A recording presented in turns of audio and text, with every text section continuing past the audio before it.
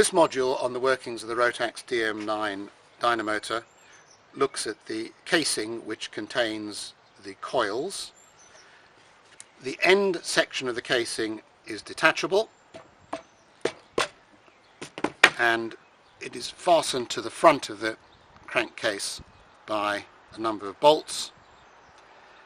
It is worth noting that because the attachment paddle is lubricated by engine oil, Rotax conveniently provide a little drain hole here so that if there is any leakage it will drip out of here rather than go into the centre of the unit.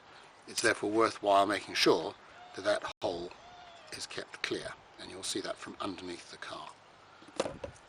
It's important that the correct gasket is applied here and that the mounting bolts are well sealed with some kind of sealant in order to make sure that there is no irritating oil leak. This is the casing. It contains the electromagnetic coils that make the dynamotor work. There are two points of attachment, so the rear stud here is attached to the field circuit on the car, and it is this that brings the current in to create the electromagnetic field when the unit is in generating mode. So it creates a electromagnet, and then the main stud here is the one through which both power comes when it's in starting mode from the two batteries at 24 volts, and also power is transmitted back up to the charging system when it's operating in 12 volt mode in starting.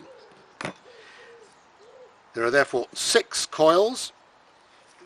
These 3 are the so-called field coils, so they're the ones that create the electromagnet, and these are the 3 series coils which generate the electricity and transmit the power on starting. The coils are connected together.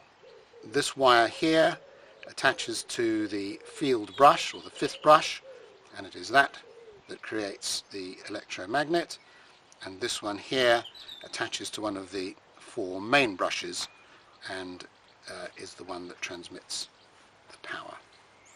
From a maintenance point of view, there is virtually nothing that one can do around the casing.